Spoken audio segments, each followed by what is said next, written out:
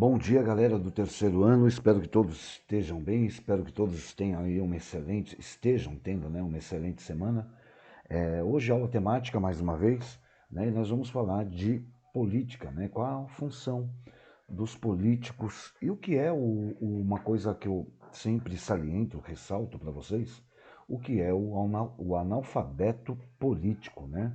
Quando a gente fala de analfabeto político, é, professor, não é o cara que não sabe ler e escrever, não. Esse é dotado da leitura, da escrita, né? Mas infelizmente ele não se interessa pela questão política. E eu sempre ressalto, né? A gente pode até não gostar. O que a gente não pode é saber, é entender, tá legal? Então, só para ilustrar para vocês, né, em tempo de discussões políticas, né, caloradas, até pelo fato de ser um ano de eleição, saber um pouco sobre política é extremamente fundamental, tá bom? Então, assim, o analfabetismo político, né, por mais que você queira manter-se longe, né, do circo político, porque às vezes é um circo, né, dá a conotação de um circo. Então, por mais que você queira se manter longe do circo político, a política ela influencia constantemente as nossas vidas, né?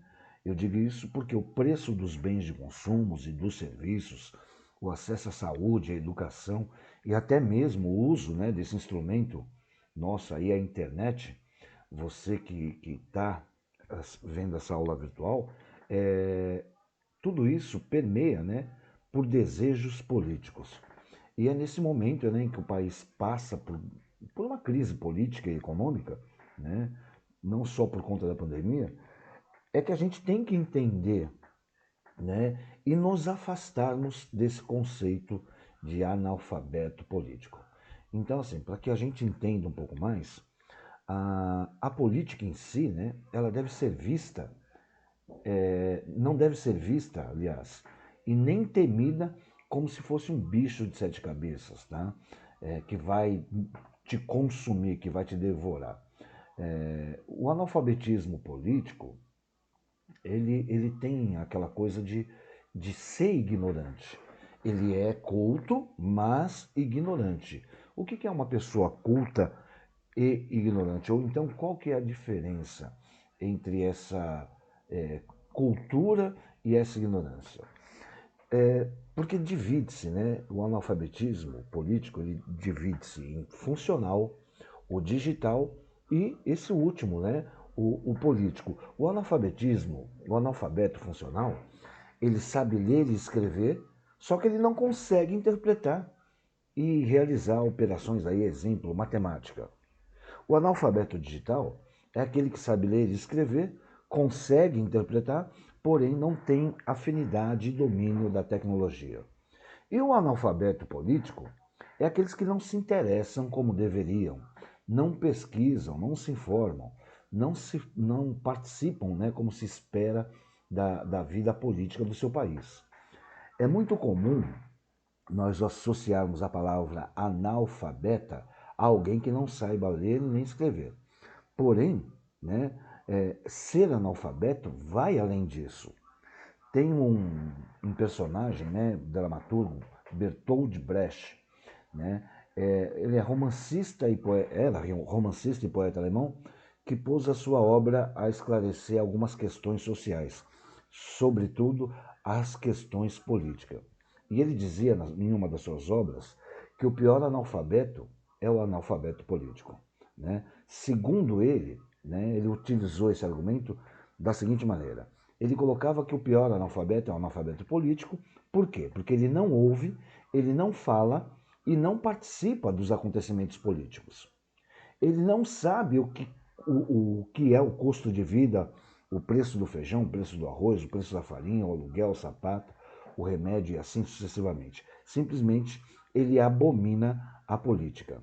O analfabeto político, a gente pode caracterizá-lo como burro, né? Assim, Bertoldo Brecht caracterizava ele como burro. Por quê? Porque ele se orgulha, estufa o peito dizendo que odeia a política e não sabe o quão está sendo imbecil, né? Pela sua ignorância política, tá legal? E é por essa sua ignorância política é que crescem o número de prostitutas, que cresce o número de menores abandonados, que cresce o número de moradores de rua, que cresce o índice de violência, né? E Bertold Brecht, ele colocava que o político, sim, né? Ele pode ser vigarista, pilantra, corrupto, bajulador das empresas nacionais e multinacionais. Tudo isso segundo Bertold Brecht. Esse comentário, né, de Bertold Brecht, ele é bastante atual, porque o cenário político que nós vivenciamos, né, às vezes ele chega a nos dar asco, né, ele realmente, em determinados momentos, ele nos enoja. Então, quando nós não nos interessamos o mínimo necessário por política e tudo que diz respeito a ela, nós corremos o risco de não saber o que nos cabe cobrar e de quem devemos cobrar e o que de fato e o que é de fato é responsabilidade das pessoas que nos representam, tá legal? Então assim, a política ela não acontece apenas nos meses que antecedem as eleições e não e nem sequer se resume ao dia da votação. Segundo Aristóteles, ele faz a seguinte afirmação: somos seres políticos por natureza. E a política é feita todos os dias por todos os cidadãos e não apenas por aqueles que foram escolhidos para nos representar, né? Isso segundo Aristóteles, tá? Já Platão, ele diz o seguinte: o preço a pagar pela tua luta, pela tua não participação na política, é seres governado por quem é inferior, né? No livro Participação Política de Platão, tá legal? E aí várias outras personalidades escreveram sobre política, sobre esse analfabetismo político. A indiferença, o que eu queria trazer para vocês é que a indiferença política, ela significa não só se interessar, nem aquele mínimo necessário que eu me referi, mas por algo que nos afeta diretamente, como os aumentos da tarifa de luz, de ônibus, de água, de combustível, dos impostos, da alimentação. Esqueci algum aumento? Né? São esses exemplos que são resultados diretos das decisões políticas. Então, assim, participar ativamente das decisões políticas não significa estar filiado a um partido ou defender uma ideologia. Significa, sim, estar preocupado com o desenvolvimento da sociedade como um todo. É usar do nosso senso comunitário, né? Onde o que é meu ou o que é seu cede espaço ao que é nosso, né? De fato, a união faz a força. É um clichê, mas é um clichê, né, que não se perde com o tempo. A união ela faz a força, sim, né?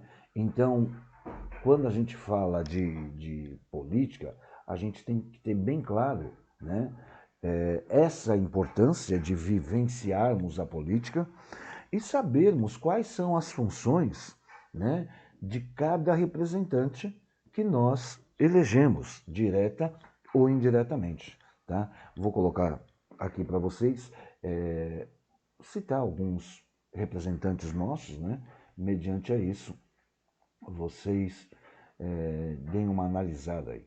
Então, assim, o que compete a um deputado federal? O deputado federal cabe a ele a criação de leis em âmbito nacional e fiscalizar cada passo do presidente da República. É função do deputado federal propor, emendar e alterar e revoar, eu digo revogar, as leis estaduais durante os 4 anos do seu mandato. Esse é o federal, tá, gente? Muita gente confunde o federal com o estadual. O deputado estadual, com um mandato também de 4 anos, ele é o representante do povo nas assembleias legislativas. Eles são responsáveis por fiscalizar, né? A gente afirma que eles são responsáveis por fiscalizar tudo que ocorre no legislativo, né? Então, assim, eles também decidem o salário dos governadores, mas não cabe a eles mudar as leis civis, trabalhistas ou penais. Esse é o estadual.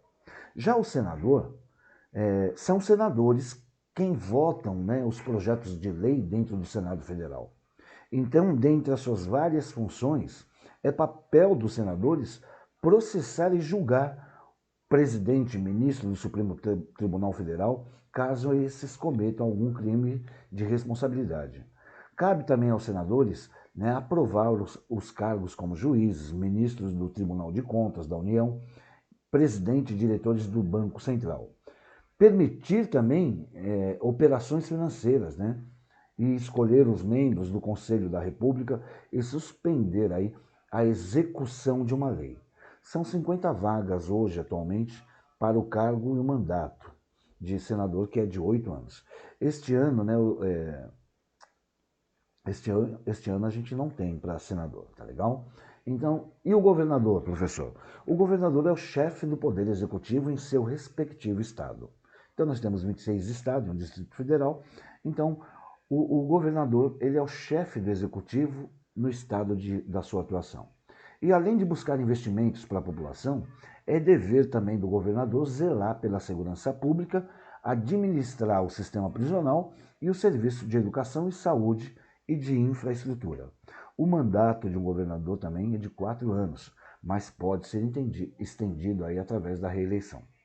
O presidente, maior autoridade do país, né, é o que representa o país junto aos outros países. Assim como o governador, o seu mandato também é de 4 anos, podendo ser estendido para 8, né, no período de reeleição. Durante esse período, ele desempenha funções como vetar projetos de lei, decretar intervenção federal, assinar tratados internacionais e nomear ou exonerar os responsáveis por cada ministério. Tá legal? Então, assim, espero que todos tenham tido uma noção maior aí do que compete cada função, tá? Hoje nós ficamos por aqui. Deus abençoe a todos, tenham aí uma excelente semana. Não esqueçam de colocar o nome e o número nos comentários. Forte abraço e estamos juntos.